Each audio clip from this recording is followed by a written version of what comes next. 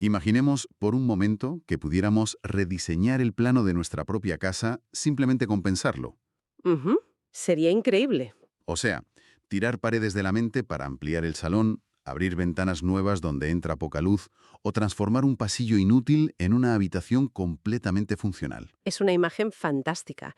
Y, bueno, lo que es mejor, es anatómicamente precisa. Exacto.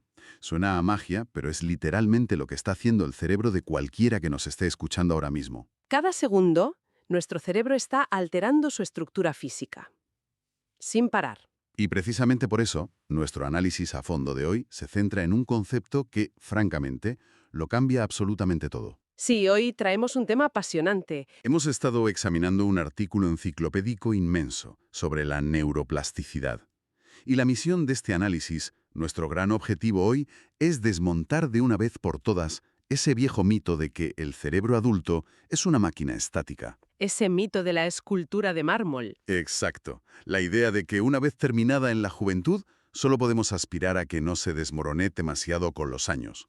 Vale, vamos a desgranar esto. Porque descubrir que cada experiencia, cada aprendizaje y cada hábito dejan una huella física y tangible en la mente es sencillamente asombroso. Y fíjate que entender esta adaptabilidad no es solo una curiosidad biológica para comentar en una cena, es la clave fundamental de la supervivencia y el aprendizaje humano. Esa capacidad del cerebro para reorganizarse, crear nuevas rutas frente a lo que nos pasa, es el núcleo mismo de lo que nos define como especie. Claro, pero para entender cómo sabemos todo esto hoy, creo que tenemos que hablar de por qué la ciencia pensó durante siglos que esto era completamente imposible. Totalmente. Porque el dogma era muy fuerte. Porque hasta los años 70, que históricamente fue ayer por la tarde, la neurociencia dominante sostenía como un dogma intocable que la estructura del cerebro adulto era fija. Si se rompía un cable, mala suerte, te quedabas sin luz para siempre. Así es. El dogma de la máquina rígida era tan abrumador que eclipsó evidencias tempranas que eran, a ver, clarísimas. Sí, hay una historia en las fuentes que me voló la cabeza. Uno de los primeros experimentos que demostró esta plasticidad ocurrió en 1793. 1793, madre mía. ¿Y qué hizo exactamente? Porque no había resonancias magnéticas. Claro, ni mucho menos. Lo llevó a cabo un anatomista italiano, Michele Vincenzo Malacarne. Tomó parejas de animales de la misma camada, perros y pájaros, creo recordar, Ajá. y a uno de cada pareja lo entrenó de manera exhaustiva en ciertas tareas durante años. Al otro lo dejó sin entrenamiento. El grupo de control clásico. Exacto. Pues al final los diseccionó y descubrió algo que debería haber cambiado la historia de la medicina en ese instante. El cerebelo de los animales entrenados era visible y sustancialmente más grande que el de los no entrenados. O sea, había una prueba física, algo que literalmente podías ver y tocar, demostrando que el entrenamiento había hecho crecer una parte del cerebro. ¿Y qué hizo la comunidad científica? ¿Mirar hacia otro lado? Prácticamente lo ignoraron, ¿sí? No encajaba con el paradigma de la época, así que lo descartaron. ¡Qué locura! Tuvieron que pasar décadas. Incluso a finales del siglo XIX, figuras como William James sugirieron que el tejido cerebral era maleable, pero la idea seguía súper marginada. Fue nuestro pionero, Santiago Ramón y Cajal, quien realmente empezó a mover los cimientos. Cajal siempre apareciendo en los grandes momentos de la neurociencia. Totalmente. Él utilizó el término plasticidad neuronal para describir cambios en la estructura de cerebros adultos que no estaban causados por enfermedades. Aunque, por lo que leímos, a Cajal también le costó lo suyo convencer al personal, ¿no? Muchísimo. Sus contemporáneos le atacaron argumentando que en los adultos no se podían producir células nuevas. Confundían, o sea, mezclaban, la incapacidad de generar nuevas neuronas con la incapacidad de reorganizar las que ya existen. Es increíble cómo los grandes descubrimientos a veces se chocan contra el muro del ego académico. Pero, a ver, el punto de inflexión definitivo llega más tarde, ¿verdad? Sí, en los años 60. Con un experimento de David Hubel y Thorsten Wiesel. El experimento de los gatitos. Que, suena un poco duro, la verdad. Sí, las normas éticas eran otras. Pero científicamente lo cambió todo. De hecho, les valió el premio Nobel. Hubel y Wiesel cosieron temporalmente un ojo de un gatito recién nacido para cerrarlo. Luego mapearon la actividad en su corteza visual. Y la predicción lógica, según el dogma estático, era que esa zona estaría completamente oscuras, ¿no? Claro, como una fábrica abandonada porque han cortado el suministro de materiales. Exacto. Pero cuando miraron los datos, se quedaron estupefactos. Esa porción del cerebro no se había quedado de brazos cruzados. En lugar de apagarse, había comenzado a procesar información visual proveniente del ojo que seguía abierto. Ostras. Michael Merzenich dedujo de esto que el cerebro opera bajo un principio de eficiencia extrema. No tolera desperdiciar espacio en la corteza. Lo que antes llamábamos bienes raíces corticales, el terreno del cerebro, es demasiado valioso. Y aquí es donde se pone muy interesante. Es como una gran ciudad. Si se corta una avenida principal por unas obras interminables, el tráfico no se detiene para siempre. Nunca. Los coches empiezan a buscar callejones, descubren rutas secundarias y al final una callecita estrecha acaba convertida en una arteria principal que absorbe todo ese flujo. La ciudad entera se reorganiza para seguir funcionando. Lo fascinante aquí es que es una analogía perfecta. Describe físicamente lo que ocurre. El cerebro obedece a una economía estricta y despiadada. Si una red neuronal deja de recibir estímulos, su territorio es reasignado rápidamente a otra función. O sea, el vacío funcional no existe. No. En el cerebro, el terreno que no se usa se ocupa. Vale. Sabiendo que el cerebro es esta especie de promotor inmobiliario implacable, tenemos que entender cómo hace las reformas exactamente. Y las fuentes dividen esto en plasticidad estructural y funcional. Empecemos por la estructural, que a mí me suena a albañilería pura y dura. Es una buena forma de verlo, sí. La plasticidad estructural se refiere a los cambios físicos reales que podemos ver, por ejemplo, en una resonancia magnética. Ladrillos y cemento. Exacto. Hablamos de alteraciones en la proporción de materia gris o la creación de nuevas sinapsis, que son los puentes entre neuronas. Es literalmente construir carreteras nuevas o ensanchar las que ya existen. Vale, esa es la estructura física. Pero luego está la plasticidad funcional, que parece referirse más a cómo se redirige el tráfico cuando hay una emergencia. El texto menciona 4 formas, y la verdad, los mecanismos son increíbles. Sí, son estrategias de supervivencia pura. Por ejemplo, si hay un daño cerebral, digamos un ictus en el lado izquierdo, ¿cómo se organiza el rescate? Simplemente lo asume el bloque de al lado. Pues a veces literalmente hace una mudanza al hemisferio contrario. Esto se conoce como adaptación de área homóloga. Mudarse de hemisferio, sin más. Ocurre sobre todo en la infancia. Si un área se daña, el proceso cognitivo cruza al otro lado del cerebro, a la misma región anatómica, pero en el hemisferio opuesto, y se instala allí. Es un plan de contingencia maestro. Como si se queme el hospital de la zona este de la ciudad y el hospital del oeste asume a todos los pacientes y al personal de golpe. Tal cual. Y también mencionan algo llamado mascarada compensatoria, que a ver, suena a título de novela de misterio del siglo XIX. El nombre tiene su gracia, sí. Básicamente ocurre cuando el cerebro pierde la capacidad de hacer una tarea de la forma habitual debido a un daño y en su lugar utiliza una red neuronal completamente diferente para llegar al mismo resultado. O sea, un rodeo. Eso es. Es como si siempre fueras al trabajo en tren, pero la vía se destruye para siempre, así que aprendes a llegar en bicicleta por otra ruta. El objetivo final se cumple, pero la maquinaria interna que usas es totalmente distinta. ¡Qué inteligente! Y luego está la expansión de mapa, que es cuando una zona dedicada a algo específico crece físicamente porque se usa mucho. Pero aquí tengo que pararte porque me surge una duda importante al leer esto. Dime. El cráneo es una caja de hueso cerrada. No hay más sitio dentro. Si expandimos el mapa para una tarea cognitiva por exposición frecuente, significa que le estamos robando territorio físico a otra función. O sea, si mi mapa para tocar el piano crece, ¿se encoge mi capacidad para recordar dónde he dejado las llaves? Es una pregunta excelente, de verdad, y es la duda natural cuando hablamos de economía de espacio. Pero la respuesta es no. No te vuelves peor en algo solo por mejorar en otra cosa. Menos mal. Paul y Xu han demostrado que no es un juego de suma cero, donde robar territorio implica borrar funciones vitales. Lo que pasa es que hay una inmensa redundancia en nuestras redes.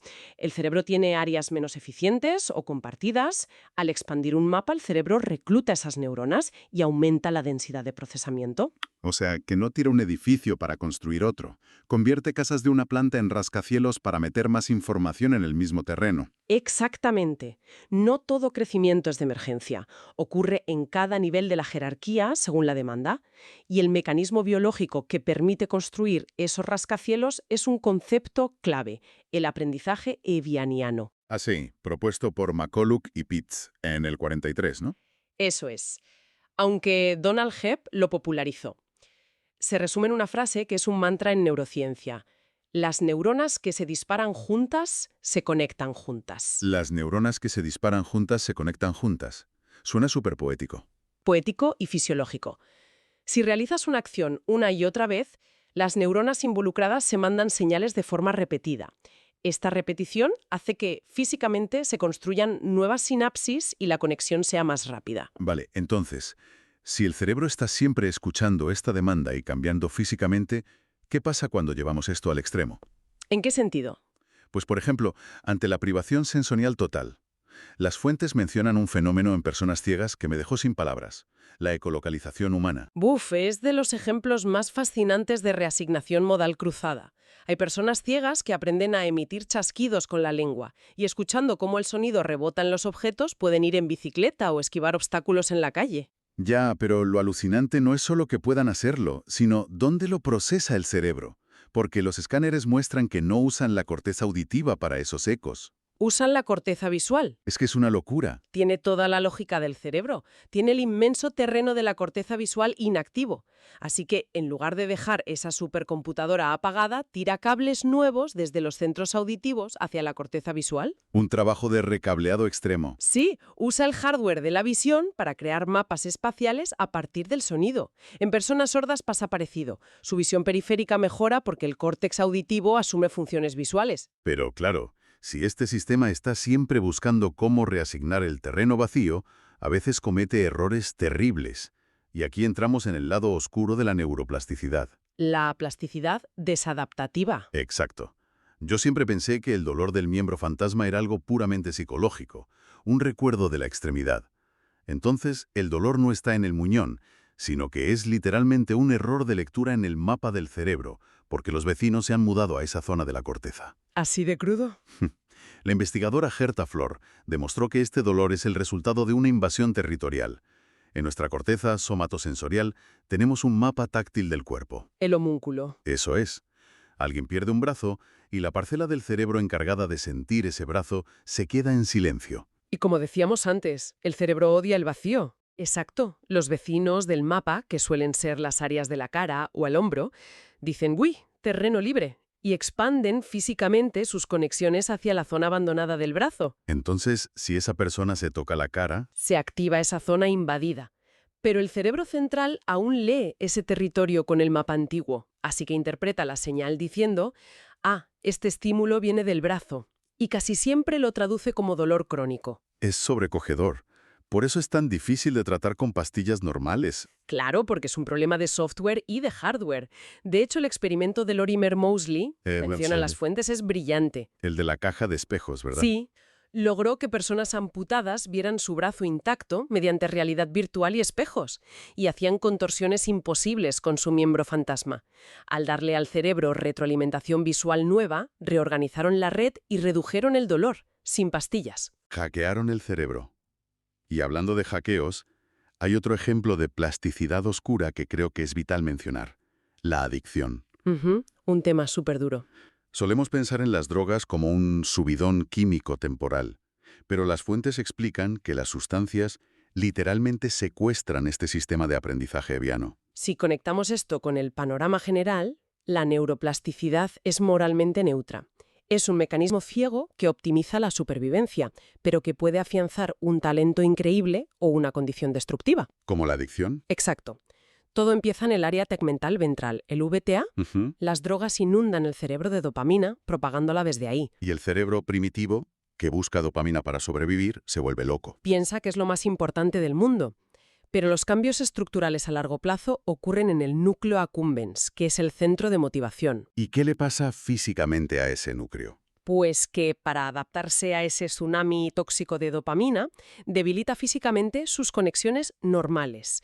Recorta los receptores que antes te hacían disfrutar de una charla o de la comida. O sea, destruye las carreteras secundarias de la vida cotidiana para construir una autopista de 8 carriles dedicada únicamente a conseguir la droga. Tal cual. Es una tragedia arquitectónica. No es falta de voluntad. Es el cerebro remodelado para asegurar la sustancia, a toda costa. Es duro verlo así, pero muy necesario. Ahora, ya que sabemos que el cerebro obedece ciegamente a lo que hacemos, vamos a darle la vuelta. Vamos a lo positivo. ¿Cómo podemos moldearlo a nuestro favor? Y aquí, como no, tenemos que hablar del mítico estudio de los taxistas de Londres. Es que es el estudio perfecto para ilustrar esto. Eleanor Maguire demostró una redistribución de la materia gris espectacular. A ver, para ser taxista allí, tienen que memorizar miles de calles y rutas durante años. Sí, la prueba se llama The Knowledge. Maguire metió a estos taxistas en un escáner. Descubrió que su hipocampo posterior, la región de la memoria espacial, era anatómicamente mucho más grande que el de una persona promedio. Se había expandido a base de estudiar. Literalmente habían fabricado tejido nuevo para almacenar el mapa de Londres. Y por suerte, no hace falta memorizar una ciudad entera para ver cambios. El ejercicio aeróbico tiene un impacto masivo.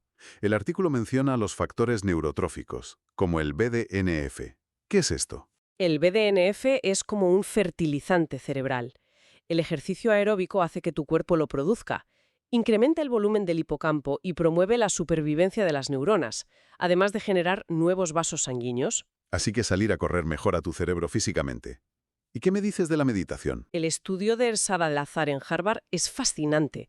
Demostró que la meditación constante altera el grosor cortical, engrosa la corteza prefrontal y aumenta la densidad de la materia gris. Esculpes tu cerebro sin moverte del sitio. Y también pasa con la música o el bilingüismo, ¿no? Sí, tocar un instrumento genera representaciones corticales más grandes para los dedos que usas y aumenta la mielinización de las conexiones. Protege un montón contra el declive cognitivo. Y hay un apunte sobre el reino animal que me encantó. Los páridos de cabeza negra, unos pajaritos. Ah, sí. Es que su hipocampo aumenta de volumen físicamente en los meses de otoño. Para recordar dónde esconden la comida para el invierno. Exactamente. Y luego se encoge en primavera. Es neuroplasticidad estacional. Entonces, ¿qué significa todo esto? Para mí, la conclusión es que salir a correr, aprender unas notas de guitarra o meditar no son solo pasatiempos, son verdaderas obras de ingeniería civil dentro de la cabeza. Totalmente. Y todo esto construye lo que llamamos reserva cognitiva. Las terapias basadas en plasticidad son el futuro. Como la terapia de movimiento inducido por restricción post-ictus. Exacto. Inmovilizar el brazo sano para forzar al cerebro a reconectar el paralizado. O el uso clínico de la música. Incluso los tratamientos rápidos para la depresión severa con psicoplastógenos. Es que es un mundo de posibilidades. En fin, para ir cerrando. Hoy ha quedado claro que el cerebro es un ecosistema maleable y en constante evolución, desde el vientre materno hasta la vejez. Ninguna, y repito, ninguna experiencia pasa desapercibida para la arquitectura de la mente. No somos la misma persona, neurológicamente hablando, hoy que hace una semana. Y eso me lleva a una reflexión final. Para dejarla en el aire, si la exposición constante y repetitiva expande el territorio de la corteza de formas tan específicas como memorizar Londres o tocar el violín, ¿qué cambios físicos y arquitectónicos estarán sufriendo las áreas de nuestro cerebro responsables de la atención sostenida? Buena pregunta. Debido a esos hábitos modernos, ¿sabes? La interacción constante con múltiples dispositivos, las notificaciones a lo largo de todo el día, el scroll infinito. Claro, el cerebro también se adapta a eso. Exacto. Es una invitación para quienes nos escuchan a observar cómo nuestras rutinas diarias están esculpiendo, silenciosamente y cada día, nuestro cableado interno. Nos escuchamos en el próximo análisis a fondo.